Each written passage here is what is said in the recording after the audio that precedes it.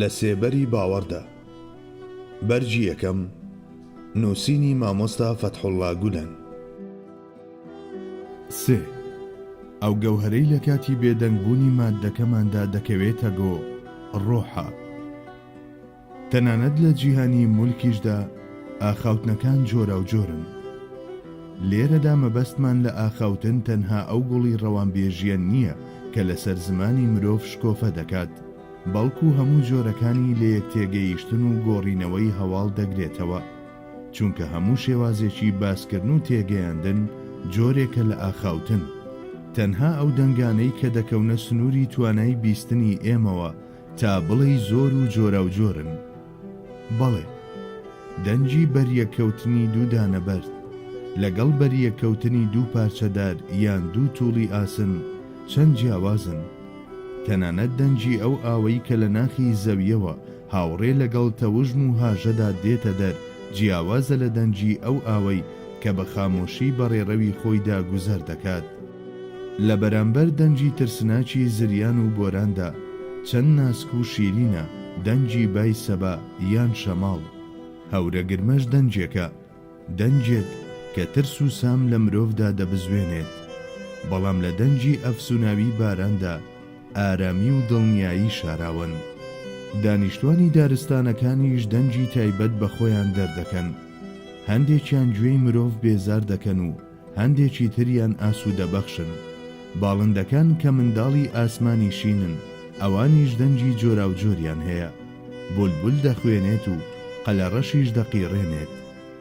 هەروەک ئەم جیهانی مادەیە شێوازی جۆرا و جۆری ئاخاوتنی تایبەت بەخۆی هەیە و لە ڕووی حیکمەتیشەوە ئەم حاڵەتە زیاتر کاریگەرتر و بەسوودترە وەک لەوەی کە هەموو بوونەوەران تەنها یەک جۆر دەنگ دەربکەن.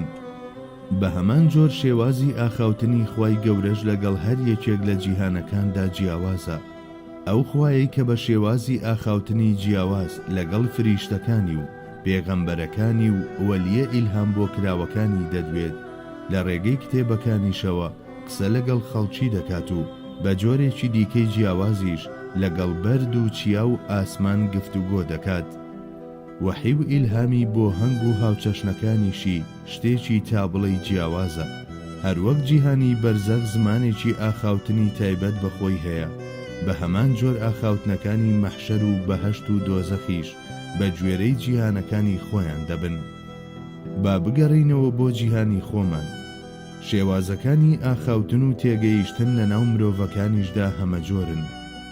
لەسەر زەویدا هەزاران زمانی جیاواز هەن. تەنانەت دەتوانین لە قاڵبی جوڵەی دەست و دەموچاوماندا گزارش لە مانا و هەست و نەستەکانی جیهانی بیرمان بکەین. ئەگینا بە چ شتێکی تر دەتوانین ئەو هەموو جوڵەی دەست و دەموچاوە ڕوون بکەینەوە کە بۆ نمونە گزارش لە خۆشی و شادی نەتەوەیەک یان هۆز و خێڵەکانی ناو هەر نەتەوەیەک دەکەن. ئایا خۆی لە خۆیدا هەمە جۆری دابوونەریت و عادەتەکانیش لەم ڕۆوە هەمان شتمان پێناڵێن؟ کاتێک مرۆڤ بەهۆی کۆمپیوتەرەکانەوە دەئاخوێت، زمانێکی جیاواز بەکاردەهێنێت و ئەمەش جیاوازە لەو زمانەی کە قسەی پێدەکات. لەوانەیە لە داهاتووشدا بە زمانێکی جیاواز لەگەڵ ڕۆبۆتەکان بدوێت. بە تایبەت تەلەپاتی شێوازە جیاوازەکانی ئاخاوتنمان لە جیهانە جیاوازەکاندا نیشان دەدات. جگە لەمە زمانی خەوێنەرەکان، هیپنۆتیستس و ئەوانەی کە پەیوەندی لەگەڵ ڕۆحەکان دەبەستن و بانکێشتیان دەکەن جیاوازە.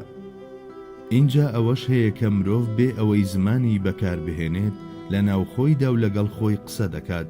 لە ڕاستیدا کاتێک باسی ئاخاوتن دەکرێت، یەکسەر ئەو قسەکردنە باوەی مرۆڤمان بیر دەکەوێتەوە کە ماناکەی ئەلفوبێ و بە یارمەتی ئیرادە و بەهرەکانی مێشک و دەنگەژێکان و قورگ و زمانەوە دێتە دەر و گوێیەکان دەیبیستن و بەرامبەرەکانمان گوێی لێدەگرن و گوڵی ڕەوانبێژیە و لەسەر زمان چرۆ دەکات و هەتا مردنیش بەردەوام دەبێت. بەڵام لە قسەکردنی ناوەچیدا زمان و لێو ناجوڵێن. هەروەک دەکرێت خۆمان گوێبیست بین، دەکرێت یەکێکی دیکەش بیبیستێت.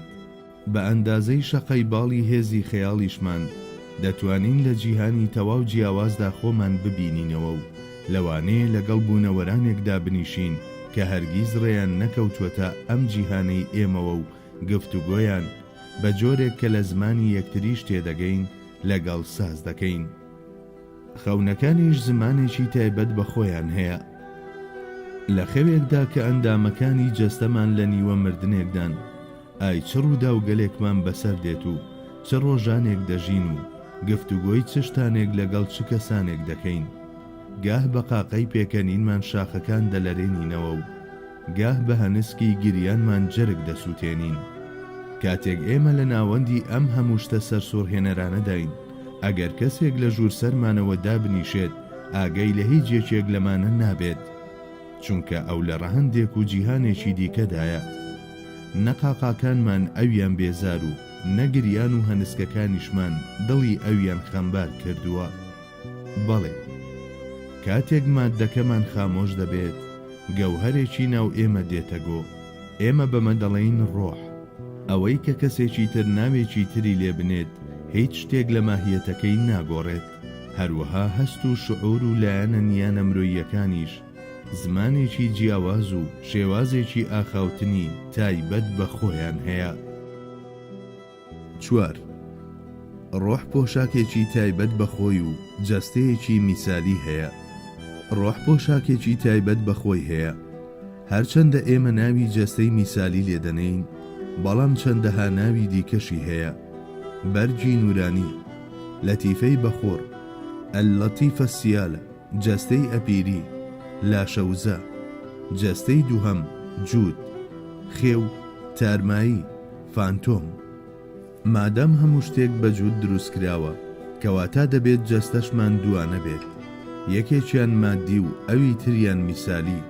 ئەمەی دووهەمیان نەرمونیان و ناسک و بەخوڕە و لە هەمان کاتدا ڕۆڵی پۆشاک و بەرگ دەبینێت بۆ ڕۆح. دوای مردنیش ڕۆح بەڕووتی بەجێ ناهێڵێت و هەرچەندە لە جەستە دەردەچێت، بەڵام بەردەوامی بە هاودەمی خۆی دەدات لەگەڵ ڕۆحدا. ڕۆح پۆشاکی مادی جەستە لە خۆی دەڕنێت، وەلێ جەستەی میسالی لە خۆی گیان ناکاتەوە. هەروەک لە سەرچاوە ئیسلامیەکاندا باس کراوە و لەلایەن پسپۆڕانی ڕۆحیشەوە پشتڕاز کراوەتەوە، تەنانەت لەو کەسانەشدا کە ئەندامێک لە ئەندامەکانی جەستەیان بڕاوەتەوە، تێبینی جەستەیەکی میسالی تەواوەتی دەکرێت.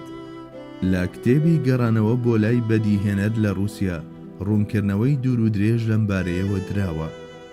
بۆ نمونە، کۆمەڵێک پزیشک ڕاستەوخۆ دەڵێن لە پاڵ جەستەی مادی زیندەوەران کە لە خانە و گەردی لە پێک دێت، لاشەوزەیەکیشیان هەیە کە کۆپی ئەمەیە.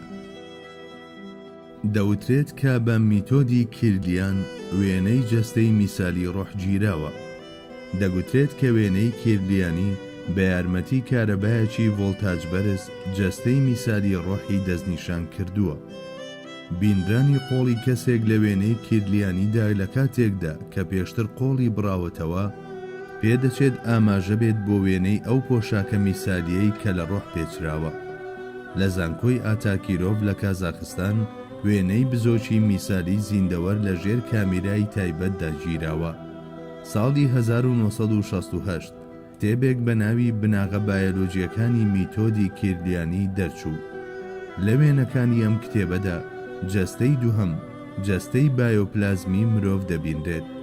تەنانەت لەو کەسانەشدا کە کەم ئەندامن، وێنەی جەستەیەکی تەواوەتی دەبینرێت لە جێگای ئەو ئەندامانەیدا کە بڕاونەتەوە.